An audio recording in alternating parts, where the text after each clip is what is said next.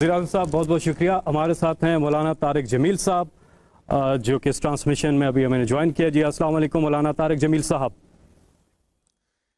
जी वालेकुम अस्सलाम व रहमतुल्लाहि व बरकातुहू। जी अस्सलाम वालेकुम मौलवी साहब। जी वालेकुम अस्सलाम व रहमतुल्लाहि व बरकातुहू। मौलाना साहब पूरी कौम जी। देख रही है ये ट्रांसमिशन और पूरी दुनिया में, और सब इंतज़ार कर रहे हैं कि सब इकट्ठे होके मैंने भी एक एक साथ, घंटा देखी है। जी जी, सब इकट्ठे होके मुत्तहद होके यकजा होके एक साथ मिल के अल्लाह के हुजूर दुआ करें। बात है कि ये भी फरमाएं कि एहतियात कैसे करनी है। उसके हवाले से आपका कहा हुआ पूरी कौम बहुत दिल से सुनेगी और मानेगी भी। जी बिस्मिल्लाहिर्रहमानिर्रहीम वस्सलातु वस्सलामु अला रसूलिहिल करीम व अला आलिहि व अस्हाबिहि अजमईन। जहाँ तक एहतियाती तदाबीर का ताल्लुक़ है वो तो बहुत ज़्यादा डिस्कस हो चुकी हैं और बहुत ज़्यादा उसको मीडिया ने भी माशाअल्लाह उसको उभारा है, उसको निखारा है और अपने अपनी जगह पर हर जगह इस पर बहस हो रही है। ये है, मैं एक छोटी सी हिकायत सुनाता हूँ। हारून रशीद का वालिद था महदी बिन अबू जाफ़र मंसूर। उसके ज़माने में कहत आ गया और लोग भूखे मरने लगे, कुत्ते बिल्लियाँ भी खाने लगे। तो महदी रात को लेटा हुआ था तो एक खादिम उसे दबा रहा था। तो उसने अपने खादिम से कहा कि कोई कहानी सुनाओ, मैं बहुत दुखी हूँ रया के लिए। उसने कहा अमीरुल मोमिनीन, एक लोमड़ी जा रही थी सफ़र पे तो बेटे को ले गई शेर के पास कि तू बादशाह है, इसको अपने पास रख ले अमानत। उसने कहा ठीक। उसने उसको अपने कंधों पे बिठा लिया और लिए फिरता था। एक दिन औकाब की नज़र पड़ी तो उसने झपट्टा मारा और उठा के ले गया। लोमड़ी वापस आई, उसने आकर कहा बादशाह सलामत, मेरा बच्चा का वो तो औकाब ले गया। कहा मैं तो आपके हवाले करके गई थी।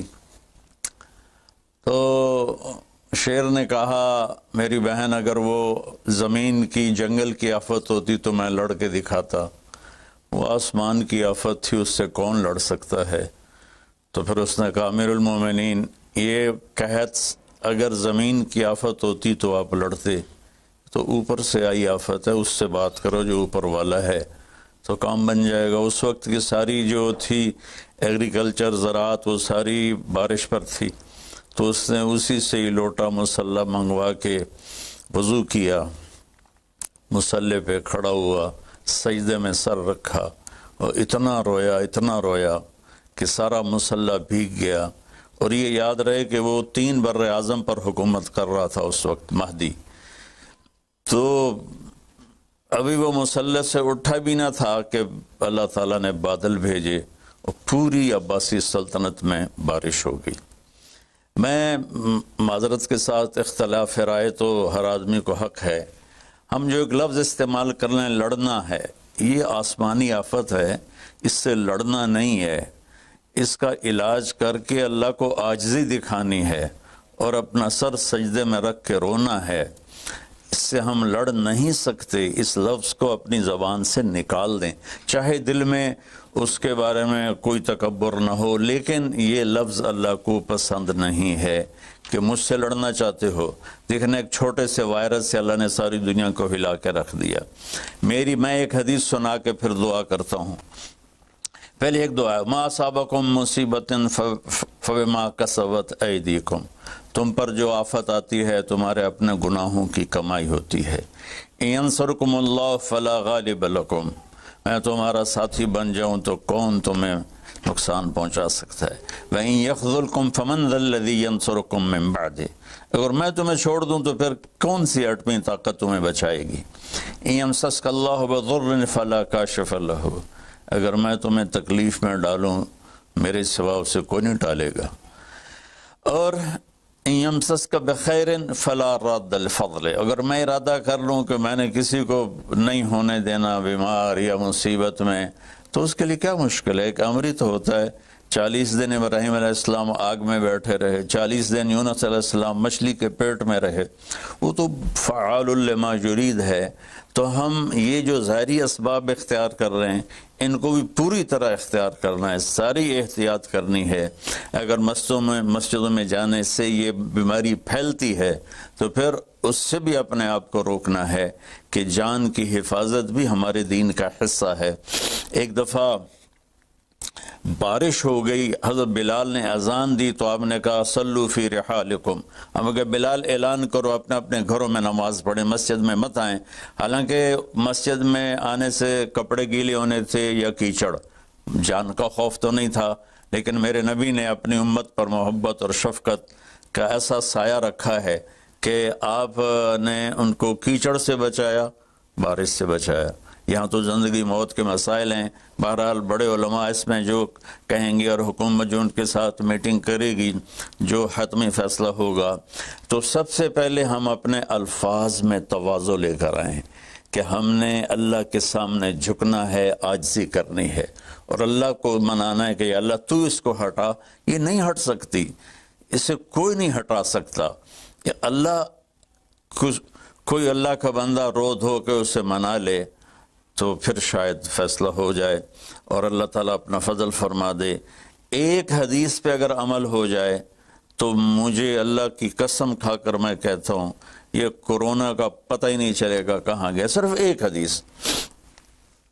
मेरे नबी ने फरमाया 4 बातें मुझसे ले लो, फिर दुनिया भी तुम्हारी है, आखिरत भी तुम्हारी है। 4 अर्बउन इज़ा कानत फ़ीका, 4 बातें ले लो मुझसे, फिर दुनिया भी तुम्हारी है, आखिरत भी तुम्हारी है। तुम्हें कोई टेढ़ी आंख से ना देख सकेगा, तुम्हें कोई नुकसान ना पहुंचा सकेगा कि तुम्हारे रब का साया तुम पे छा जाएगा। तो 4 बातें कौन सी हैं? सिद्क़ु हदीसन, हमेशा सच बोलना, झूठ ना बोलना। अब मुझे बताएं, सारे ये एंकर्स बैठे हैं, सारे हमारे वज़ीर आज़म बैठे हुए हैं, हम कितना झूठ बोल रहे हैं, हम किस कदर झूठी कौम हैं। हम इस झूठ के साथ अल्लाह की बारगाह में कोई मकाम नहीं ले सकते। तो मेरे नबी ने पहली बात फरमाई सिद्क़ु हदीसन, सच बोलना। दूसरी बात फरमाया हिफ़्ज़ अमानतन, कभी किसी को धोखा ना देना। ये मेरे नबी ने फरमाया मेरा उम्मती हर गुनाह कर सकता है, 2 कभी नहीं करेगा, एक झूठ कभी नहीं बोलेगा, एक धोखा कभी नहीं देगा। तो वज़ीर आज़म साहब आप अकेले हैं, दयानतदार हैं, अल्लाह से रोने धोने वाले हैं, मांगने वाले हैं, लेकिन 22 करोड़ लोगों में सच्चे कितने हैं? 22 करोड़ लोगों में दयानतदार कितने हैं? एक बहुत बड़े चैनल, मैं हाथ जोड़ के एंकर बैठे हैं, माफ़ी मांग के बात कर रहा हूँ, एक बहुत बड़े चैनल के मालिक ने मुझसे कहा कोई नसीहत करे। मैंने कहा चैनल से झूठ ख़त्म कर दो। कहा फिर चैनल ख़त्म हो सकता है, झूठ नहीं ख़त्म हो सकता। तो जहाँ जिसको, ये सिर्फ पाकिस्तान की बात नहीं, पूरी दुनिया का मीडिया झूठा है और सबसे ज़्यादा झूठ बोला जाता है। और मेरे रब को, मेरे नबी को झूठ से नफ़रत है। मेरे नबी ने फरमाया प्याज खा के मस्जिद में मत आओ कि फरिश्तों को तकलीफ होती है, बू होती है। लेकिन मेरे नबी ने फरमाया जब कोई मर्द औरत झूठ बोलता है तो फरिश्ते उसके मुंह की बदबू से 3 मील दूर भाग जाते। तो झूठ और ख़यानत के साथ हम किसी आफत का मुकाबला नहीं कर सकते। आपने फरमाया सिद्क़ु हदीसन हिफ़्ज़ अमानतन, सच बोलना चाहे जान चली जाए, और धोखा ना देना। मुसलमान किसी को धोखा नहीं देता है। तीसरा फरमाया हुस्न खलीक़तन, अपने अखलाक अच्छे करना, और अखलाक का सबसे ऊंचा मकाम हया है। अब मैं कैसे बात करूं? मेरे देश में हया को किसने तार तार किया? मेरे देश की बेटियों को कौन नचा रहा है? ان کے کپڑے لباس مختصر کون کروا رہا ہے؟ یہ کس کے گردن میں یہ گناہ ڈالوں؟ میں مجرم ہوں، میں نے اپنی قوم کو نہیں سمجھایا، میں اللہ سے معافی مانگتا ہوں۔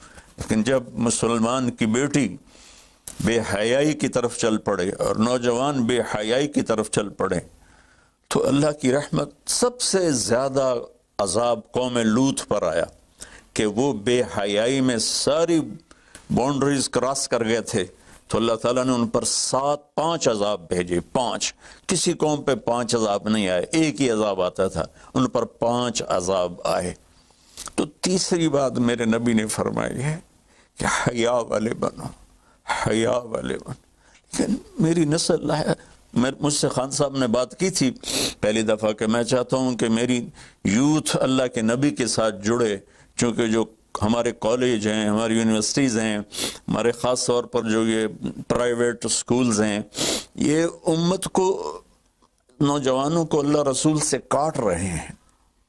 تو اللہ تعالیٰ یہ پہلا شخص ہے جس کے لیے میرے دل سے دعا نکلی جب اس نے کہا کہ میں نے آپ کو اس لیے بلایا ہے کہ میری قوم اپنے نبی کے ساتھ کیسے جڑ جائے۔ میں کیا بتاؤں، جب تک اس بے حیائی کو نہیں ہم روکتے، اور کوئی روک نہیں سکتا ہے، اندر سے نیت نہ ہو۔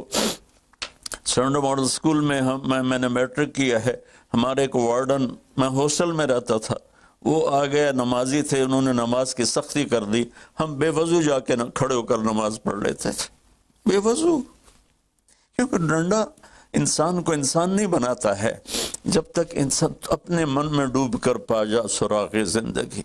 تو اگر میرا نہیں بنتا نہ بن، اپنا تو بن۔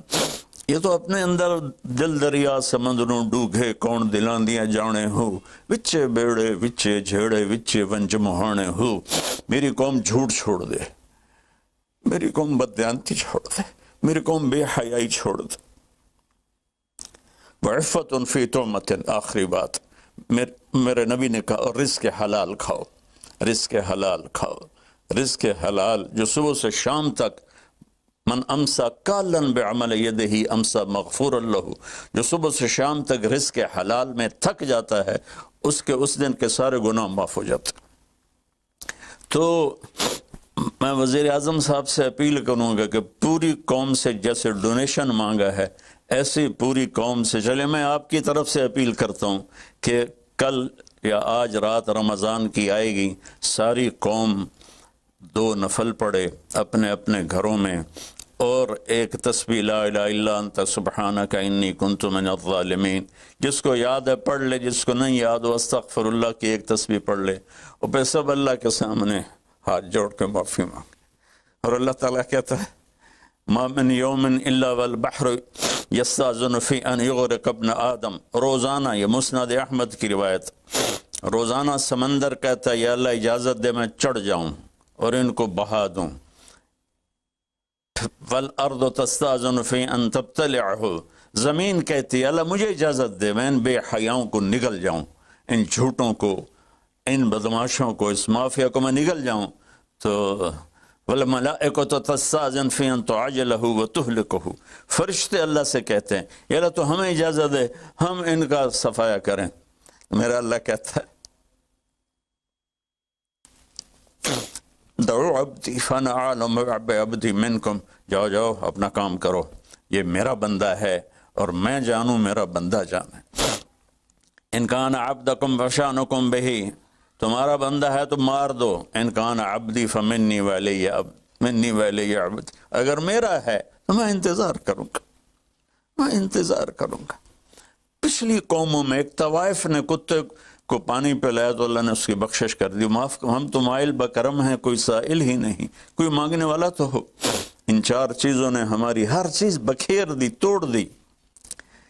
کسی بھی قوم کے لیے جھوٹ، بددیانتی، بے حیائی اور رزق حرام، یہ ان کو تباہ و برباد کر دیتا ہے۔ اور کوئی قوم سچائی، دیانتداری، پاک دامنی اور رزق حلال پر ہوگی تو اللہ کا سایہ ان پر چھا جائے گا، اور دنیا کی کوئی طاقت ان کی طرف آنکھ اٹھا کر نہیں دیکھ سکتی۔ ہم تو اجڑے چمن کے مالی ہیں، عمران خان کو اجڑا چمن ملا ہے، کہاں تک آباد کر سکے گا، اللہ اس کی مدد کرے۔ چمن کے تخت پر جس دم شہ گل کا تجمل تھا، ہزاروں بلبلیں تھی باغ میں، ایک شور تھا غل تھا، کھلی جب آنکھ نرگس سی، نہ تھا جز خار کچھ باقی، بتاتا باغ مارو رو، یہاں غنچہ یہاں گل تھا، یہاں غنچہ یہاں گل تھا۔ ابھی عمران صاحب نے یرموک کی اور قادسیہ کی بات کی، کتنے تھے؟ 30,000 تھے خالد ابن ولید کے کمانڈ میں، اور سامنے باہان جو تھا وہ 3 لاکھ کا لشکر لے کر آیا ہوا تھا، اور قادسیہ کے میدان میں بھی 30,000 صحابہ تھے، اور ادھر سے جو رستم تھا وہ 3 لاکھ کا لشکر لے کر آیا ہوا تھا، ان کے ساتھ اللہ تھا۔ ہم اللہ کو ساتھ لیں، سارے اسباب اختیار کریں۔ مالداروں سے کہتا ہوں، میں نے اپنا کلپ الگ ریکارڈ کرا ہے کہ اس سال ساری زکوٰۃ ان غریبوں میں تقسیم کریں۔ آپ تک تو ہر آدمی نہیں پہنچ سکے گا، اپنے اپنے علاقے میں جو مالدار لوگ ہیں وہ اپنی زکوٰۃ غریبوں میں ان میں تقسیم کریں، ان کے گھر جا کر دیں۔ کسی ایک کی دعا لگ گئی نا تو 7 نسلیں ہماری آباد ہو جائیں گی۔ تو بس میں معافی چاہتا ہوں، آپ نے مجھے کافی دیر بٹھایا تو میں نے بھی تھوڑا سا آپ کا ٹائم لے لیا، تو آپ درود شریف پڑھیں اور ہم اللہ کی بارگاہ میں دعا کرتے ہیں۔